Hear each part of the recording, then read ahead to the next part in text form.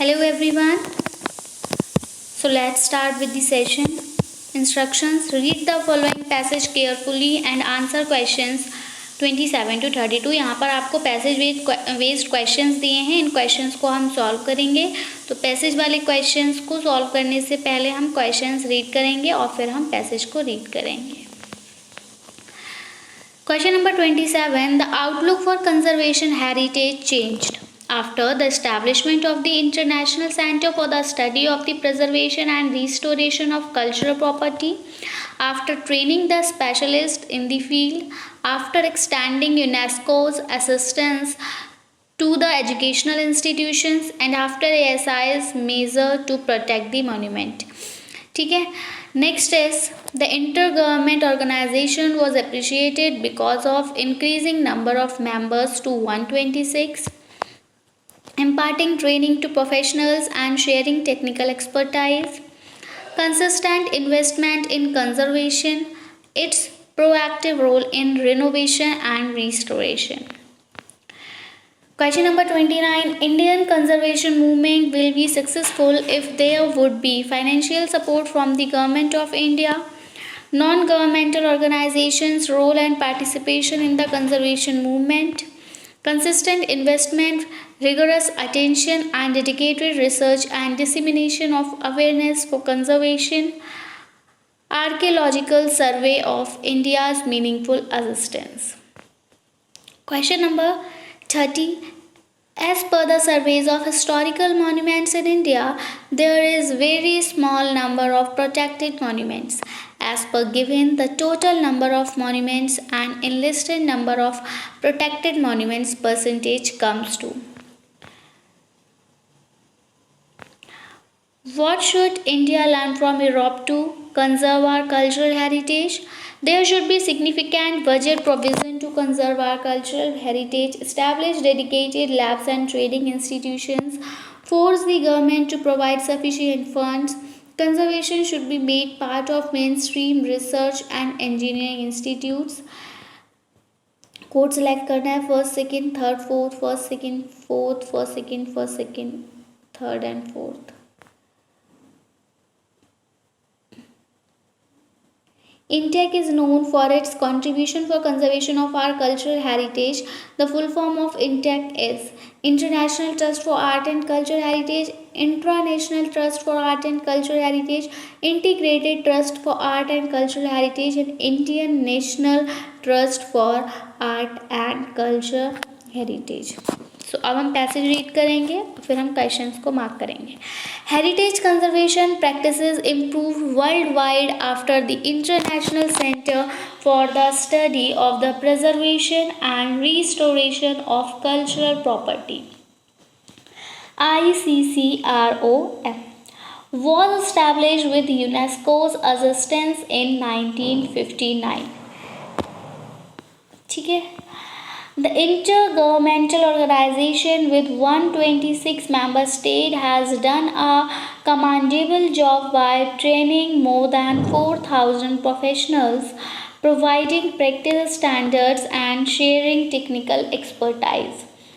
In this Golden Jubilee year, as we acknowledge its key role in global conservation and assessment of international practices, would be meaningful to the Indian conservation movement. Consistent investment, rigorous attention, and dedicated research and dissemination are some of the positive lessons to imbibe. Countries such as Italy have demonstrated that prioritizing heritage with significant budget provision pays. On the other hand, India, which is no less endowed in terms of cultural capital, has a long way to go. Surveys indicate that in addition to the 6,600 protected monuments, there are over 60,000 equally valuable heritage structures that await attention. Besides the small group in the service of Archaeological Survey of India, there are only about 150 trained conservation professionals. In order to overcome this severe shortage, the emphasis has been on setting up dedicated labs and training institutions. It would make much better sense for conservation to be made part of mainstream research and engineering institutes as has been done in Europe. Increasing funding and building institutions are the relatively easy part. The real challenge is to redefine international approaches to address local context. Conservation cannot limit itself to enhancing the historical value of the heritage structure, which international characters perhaps overemphasize. The effort has to be broad based. It must also serve as a means to improving the quality of life in the area where the heritage structures are located.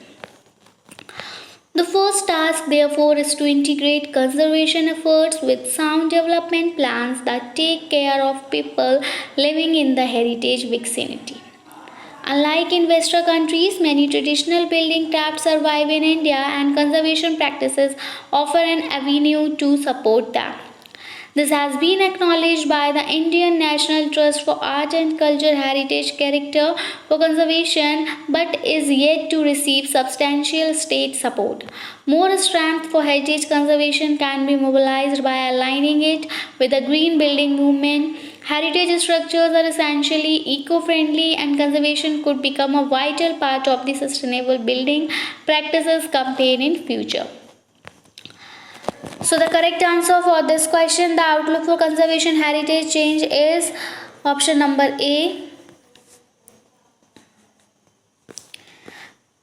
Next, the intergovernment organization was appreciated because of the correct answer, imparting training to professionals and sharing technical expertise. Indian conservation movement will be successful if there would be, and the correct answer for this question goes with option number C is consistent investment, rigorous attention. ये देखा था आपने passage में.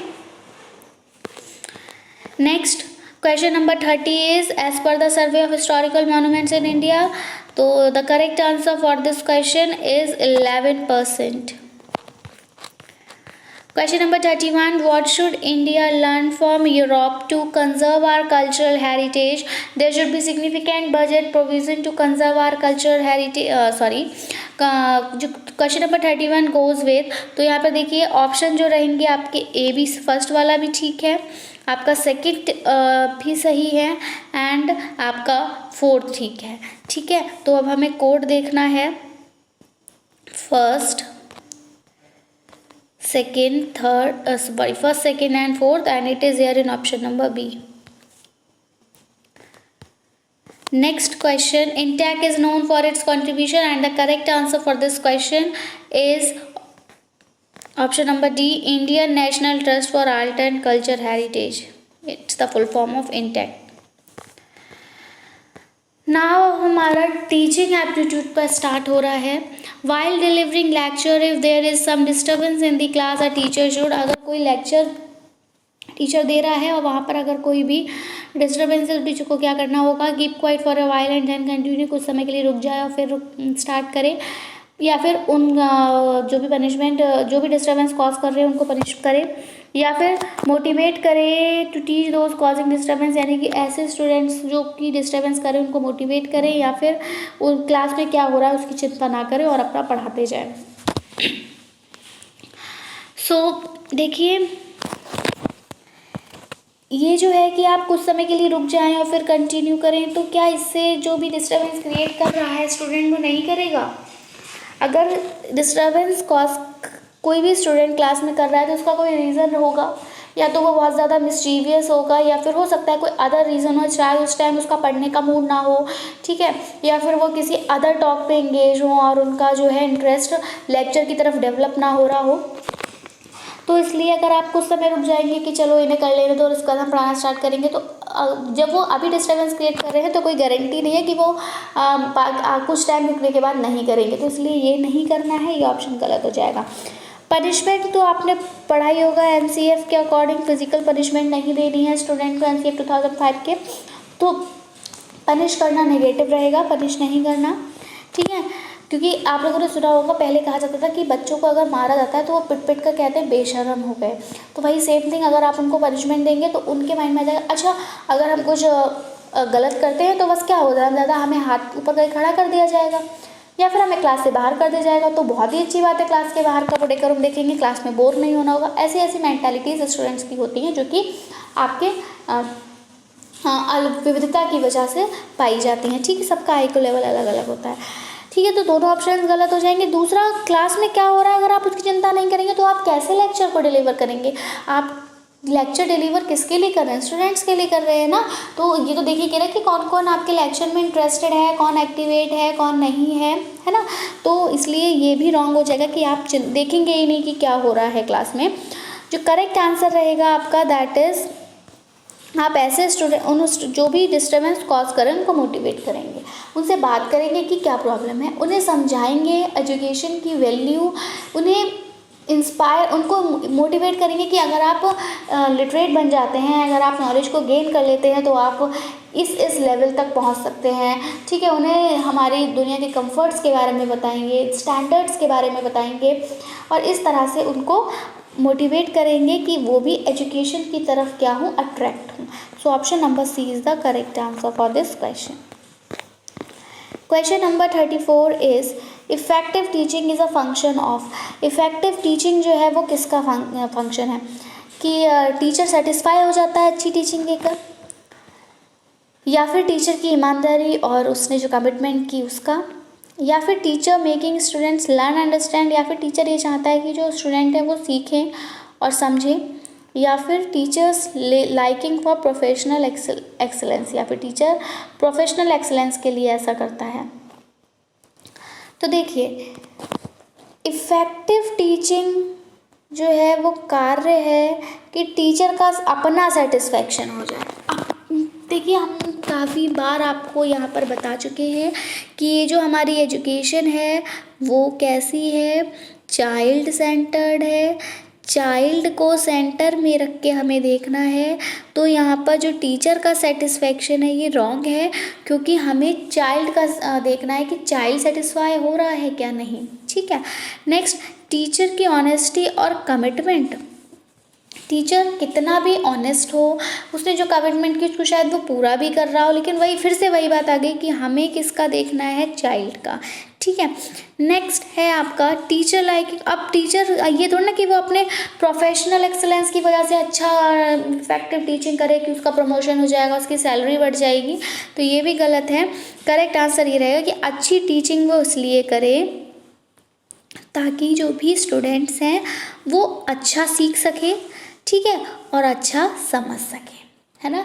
जितने अच्छे से आप बच्चों को नॉलेज देते हैं, जितने अच्छे उतने ही अच्छे से बच्चे एक्वायर करते हैं और वो लंबे समय तक उनके माइंड में रहता है।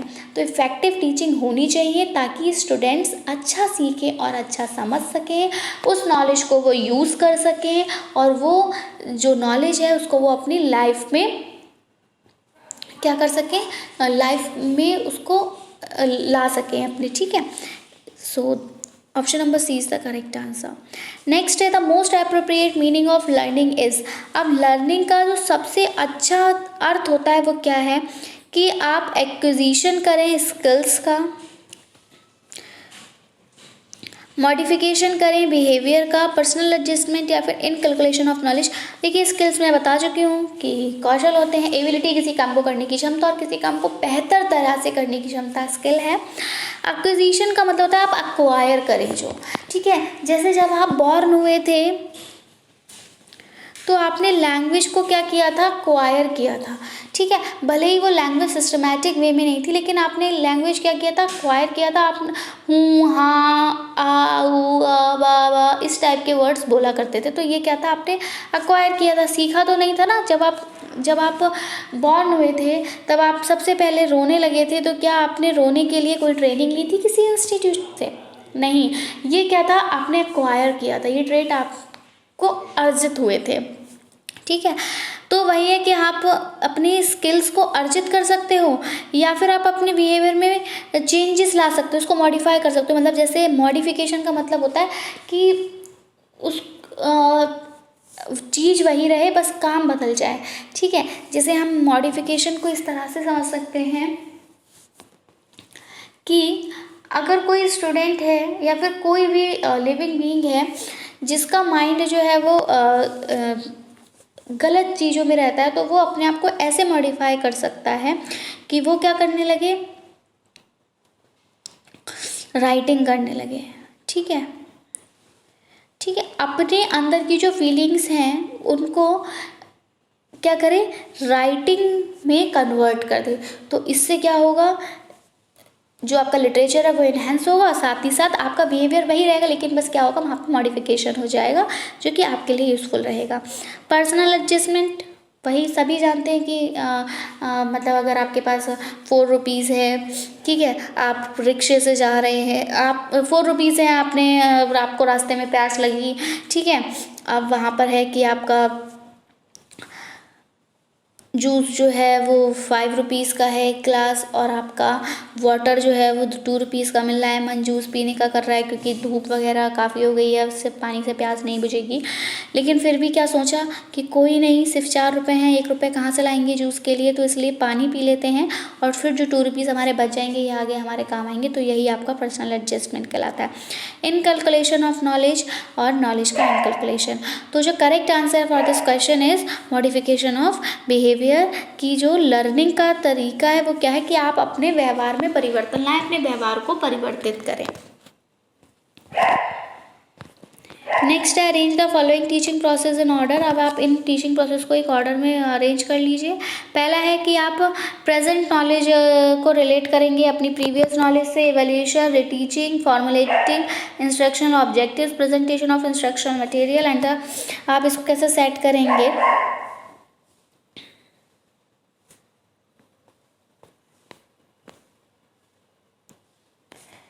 यहाँ पर जो करेक्ट आंसर रहेगा आपका वो रहेगा 4th 1 5th 2nd and 3rd। यानी कि सबसे पहले आप इंस्ट्रक्शनल ऑब्जेक्टिव्स को फॉर्मुलेट करेंगे, next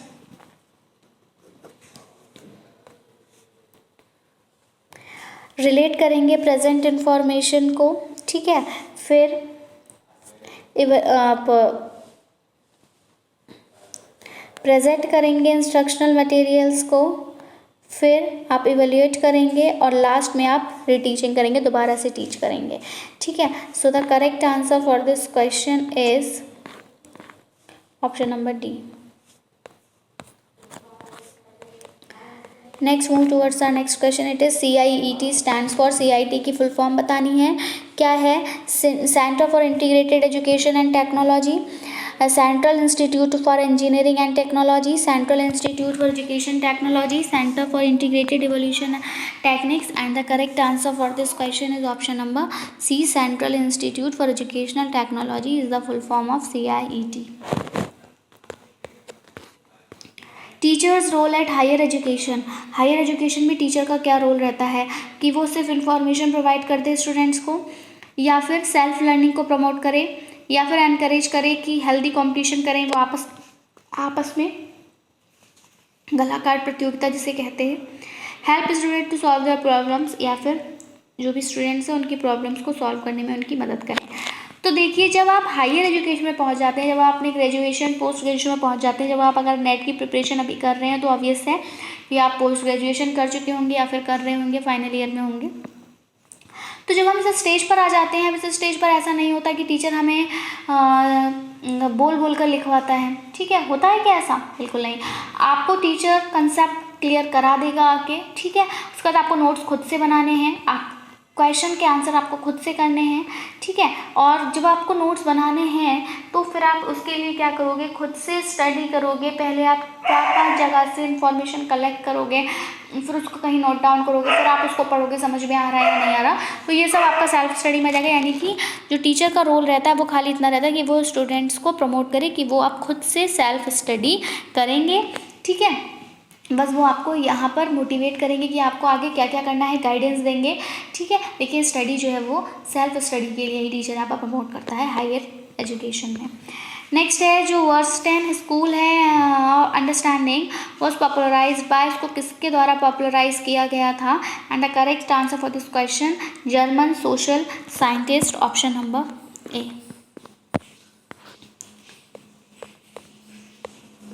next question is the sequential operation in scientific research are. Scientific research में जो सिक्वेंशियल ऑपरेशन है वो क्या है?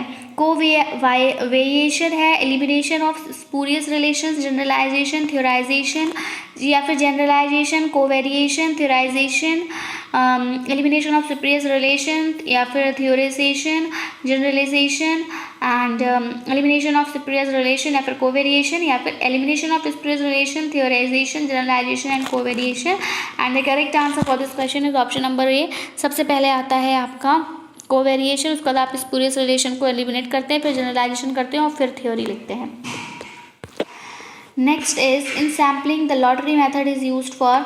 अब जब हम सैम्पलिंग कर रहे होते हैं तो वहाँ पर जो लॉटरी मेथड है वो आपका कहाँ यूज़ होता है। तो देखिए जब हम सैम्पलिंग कर रहे होते हैं तब आपके 3 तरह के मेथड बेसिकली देखे जाते हैं। एक तो वही जहाँ पर आप किसी भी चीज़ को रैंडमली सिलेक्ट करते हो, तो ठीक है, रैंडम मेथड होता है। दूसरा यही आपका लॉटरी मेथड होता है और तीसरा आपका सिस्टमैटिक मेथड होता है वाइल टेकिंग दी सैम्पलिंग। तो अब यहाँ पर आप क्या, जब आप सैम्पलिंग कर रहे हो या तो आप ऐसा कर लीजिए कि कुछ भी आप रैंडमली उठा लीजिए, ठीक है। जैसे कि एग्जाम्पल के तौर पे मैं बताऊँ, रैंडम में आपका क्या होगा कि जैसे आपने बलून्स को फुलाया और उसके बाद क्या किया, उनको आपने ऐसे ही फ्लोर पर छोड़ दिया। उन्होंने क्या किया, अप्रूव डेकोरेशन बहुत अच्छी लगती है ना, तो क्या हो गई, डेकोरेशन हो गई। अब ऐसे क्या करना था कि बलून्स को फुला के एक जगह इकट्ठा तो किया ही जाता है, उसके बाद आप उनको वॉल पर लगाने का सोचते हैं कि किस तरह से आपको उसको फिक्स करना है, ठीक है। लेकिन अब आपने उसको ऐसे ही छोड़ दिया तो वो क्या है, रैंडम कि किसी भी काम को कहीं भी कैसे भी एकदम से बस कर देना, ठीक है। अचानक से कुछ भी, हम कहते हैं एकदम से कुछ भी कर देना, ठीक है। जैसे कि आप लोगों ने ये भी सुन रखा होगा कि कहते हैं कि मेरा कोई ऐसा प्लानिंग नहीं, किसी भी शादी वादी में जाने का होता है, ठीक है। अब आपने सोच रखा होता है मैं तो नहीं जाने वाला इस शादी में, लेकिन अब आपके पेरेंट्स फोर्स करते हैं नहीं शादी में तो चलना है उनकी, ठीक है। अब क्या हुआ, मम्मी पापा तैयार हो गए और उस टाइम पर जब वो आपको रूम में देखने आए कि आप तैयार हैं या नहीं है और आप नहीं थे, उन्होंने कहा अरे तैयार नहीं हुए, शादी में जाना था। मैं तो जाने वाली नहीं थी, आप लेकिन अब तो जाना ही है। और उस टाइम पर जैसे आप तैयार होगे वो कहलाएगा एक रैंडम। और आप जाकर अगर आप पार्टी में जाएंगे और आपसे अगर कोई कहता भी है कि यू आर लुकिंग गुड, तो आप कहेंगे अच्छा ऐसी रैंडमली तैयार हो गई थी, ठीक है, रैंडम है। या फिर आपने देखा होगा कि सेल्फी लेता है कोई, ठीक है। मान लीजिए आप आपस में अपने फ्रेंड्स में टॉकिंग कर रहे हैं, लाफिंग कर रहे हैं और उस टाइम पर कोई आपकी अचानक से सेल्फी ले ले, तो वो कहलाता है कि रैंडम सेल्फी, मतलब रैंडमली क्लिक कर लिया, ठीक है। तो इसी तरह से तो रैंडमली हो गया, तो यानी कि रैंडमाइजेशन यहाँ नहीं होगा। नेक्स्ट आपका मैंने बताया कि सिस्टमैटिक मेथड होता है, वहाँ पर आप किसी भी एक तरह से सिस्टम के अकॉर्डिंग चलिए। कैसे, अब सैम्पलिंग आपको करनी है, 5 थिंग्स आपके आगे रखी है, उनमें से आपको ओनली 2 सेलेक्ट करनी है, तो आप सिस्टम के अकॉर्डिंग कैसे चलोगे कि आप कंपटीशन कराओगे, कंपटीशन में मार्क्स कंपटीशन कराओगे, कंपटीशन के बाद जो सिलेक्ट होंगे उनका इंटरव्यू कराओगे और तब जाकर आप यहाँ से 2 सिलेक्ट करोगे। आपने कंपटीशन कराया, 4 पास हुए, अब आपने क्या कराया, इंटरव्यू कराया तो 2 पास हुए, तो आप एक सिस्टम में चलते हैं, एक सीक्वेंस में चलते हैं, तो दैट इज सिस्टमैटिक मेथड। अब बात आती है लॉटरी मेथड की। तो देखिए लॉटरी वर्ड से ही आप समझ रहे होंगे कि लॉटरी क्या होता है, कुछ भी एकदम से। लॉटरी क्या होता है, कहते हैं ना अरे हमारी इतनी की लॉटरी निकल आई, तो वो क्या होता है कि एक टिकट होता है और उस टिकट पे जो प्राइस होता है वो हमें मिलता है। जैसे कि आपके दैनिक जागरण में कूपन्स लगाने का आता है कि कूपन्स लगाइए, देकर तो बहुत सारे लोग आते हैं, निकलती किसी एक की है, लक बाय चांस होता है, ठीक है। तो वही है लॉटरी मेथड, लक पे बेस्ड होता है कि बहुत सारी, किसी को सैंपल को अगर सिलेक्ट करना है तो आपने ऐसे ही उठा लिया, ठीक है, कोई पर्ची उठा ली, तो ये लॉटरी मेथड कहलाता है। एंड तो जो ये लॉटरी मेथड है, सॉरी, ये आपका रैंडमाइजेशन पे ही यूज़ होता है कि आपने कुछ भी अचानक से उठा लिया, ठीक है। Next is which is the main objective of research. अब रिसर्च का जो मेन ऑब्जेक्टिव है वो क्या है, तो क्या आपको लिटरेचर का रिव्यू देना है, समराइज़ करना है जो कि आप पहले से जानते हैं, या फिर एकेडमिक डिग्री लेनी है, या डिस्कवर करने हैं नए फैक्ट्स को ताकि आप उनको नया बना सकें उसमें थोड़ा बहुत इंटरप्रीट करके। And the correct answer for this question is आपको नए फैक्ट्स बनाने हैं, नए फैक्ट्स डिस्कवर करने हैं, या फिर नए फ्रेश इंटरप्रिटेशन बनाना है नोन फैक्ट्स का। सैम्पलिंग एरर डिक्रीज़ करता है, अगर डिक्रीज़ होगा सैम्पल साइज में, इंक्रीज़ होगा सैम्पल साइज में, प्रोसेस होगी रैंडमाइजेशन की या फिर प्रोसेस होगा एनालिसिस का। तो जो सैम्पलिंग एरर की अगर हम बात करें तो कम कहाँ हो गया, अब आप कोई भी चीज़ रैंडमली सिलेक्ट कर रहे हैं तो रैंडमली कुछ भी आ सकता है ना, अच्छा या बुरा। तो हम अब बुरा आएगा तो एरर हो सकता है, ठीक है, तो हम ये नहीं कह सकते कि आप रेंडमाइजेशन की प्रोसेस से सैम्पलिंग एरर कम हो जाएगा, नहीं, लेकिन जो सैम्पलिंग एरर है उसको हम कम कर सकते हैं अगर हम सैम्पल साइज को बढ़ा दें तब। नेक्स्ट प्रिंसिपल जो है फंडामेंटल रिसर्च के, वो एक्शन रिसर्च। अब क्या है एक्शन रिसर्च? अप्लाइड, फिलोसॉफिकल या हिस्टोरिकल। तो सिद्धांत है फंडामेंटल रिसर्च के, that is applied research, option number B. Users जो कि मीडिया को यूज़ करते हैं फॉर देयर ओन एंड्स, अपने एंड्स के लिए, उनको आइडेंटिफाई किया जाता है passive, active, positive and negative. And the correct answer for this question is option number B, active audience कहलाते हैं वे, option number B. Next question number 46 says that classroom communication can be described as, classroom communication को क्या कहा जाता है? exploration, institutionalization, unsignified narration, discourse। तो यह हम लोग ऑलरेडी डिस्कस कर चुके हैं question, and the correct answer for this question is discourse. Ideology codes shape are collective, ideological codes क्या करते हैं? Production, perception, consumption and creations किसको शेप करते हैं? And the correct answer perceptions. In communication myths have power but are, communication में myths के पास power तो होती है लेकिन वो कैसे होते हैं आपके? अनकल्चरल, अनसिग्निफिकेंट, इम्प्रिसाइज या अनप्रिफर्ड। एंड द करेक्ट आंसर आपके इम्प्रिसाइज होते हैं। फर्स्ट मल्टीलिंगुअल न्यूज़ एजेंसी जो है इंडिया की, वो कौन सी है जिसने मतलब कह सकते हैं अलग अलग भाषाओं में दिया है? तो ये है आपकी ऑप्शन नंबर सी, हिंदुस्तान समाचार आपका अलग अलग भाषाओं में होता है। Organisational communication can be equated with inter या फिर ग्रुप कम्युनिकेशन या mass communication. And the correct answer for this question is option number C, group communication. Next is, if two propositions having the same subject and predicate terms are such that one is the denial of the other, the relationship between them is called contradictory, contrary, subcontrary, subalteration, and the correct answer for this question is contradictory. Ananya and Krishna can speak and follow English, Ananya और कृष्णा बोल सकते हैं और follow भी कर सकते हैं English को। बुलबुल लिख सकती है इंग्लिश को, हिंदी बोल सकती है, ऐसे ही अर्चना कर सकती है। अर्चना अनन्या से बात कर रही है बंगाली में, कृष्णा बंगाली नहीं जानता, बुलबुल अनन्या से हिंदी में बात करेगी। तो यहाँ बोला है कि who can speak and follow English, तो कौन इस इंग्लिश को इंग्लिश, हिंदी, बंगाली को बोल सकता है और फॉलो कर सकता है? तो सबके, तो यहाँ पे जो करेक्ट आंसर रहेगा आपका दैट इज अनन्या, क्योंकि यहाँ आ गया था कि अनन्या जो है वो इंग्लिश को फॉलो भी कर रही है, बोल भी रही है। ठीक है, दूसरा अर्चना जो है वो अनन्या से बात करती है बंगाली में, तो जब अर्चना अनन्या से बंगाली में बात कर रही है इसका मतलब अनन्या बंगाली भी जानती होगी। ठीक है, कृष्णा को बंगाली नहीं आती है तो ये कृष्णा यहाँ पे कट हो जाएंगे।